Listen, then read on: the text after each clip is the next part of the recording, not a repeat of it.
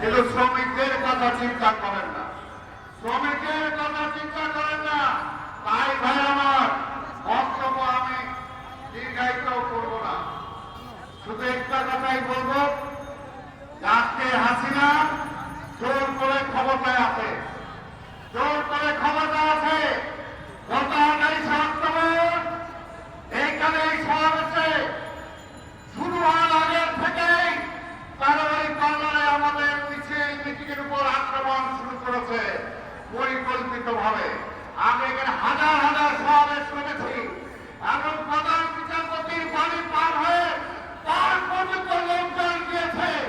আমাদের লোকরা কোন প্রধান বিচারপতির বাড়িতে হামলা করে নাই, কিন্তু আমরা তো দেখছি শেখ হাসিনা আপনার সরকারের আমলে সাবেক প্রধান বিচারপতিকে তার বাড়ি থেকে এই দেশ থেকে তাড়ানোর জন্য তার বাড়িতে কারা অস্ত্র নিয়ে গিয়েছিল। আমরা জানি, দেশবাসীও জানে।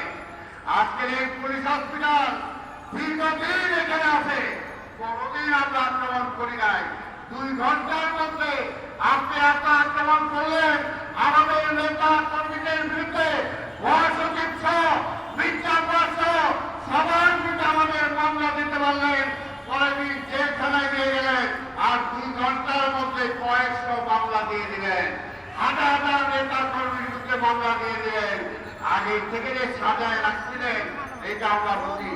তাই আজকে বলতে চাই, আজকে আমি শুধু একটা কথা বলে শেষ করবো। আমি এখানে একটা বিদ্যুৎ বিল আছি, আমার নিজের বিদ্যুৎ বিল, অনেকগুলো বিদ্যুৎ বিল আছে আমার, তার মধ্যে একটা আছি।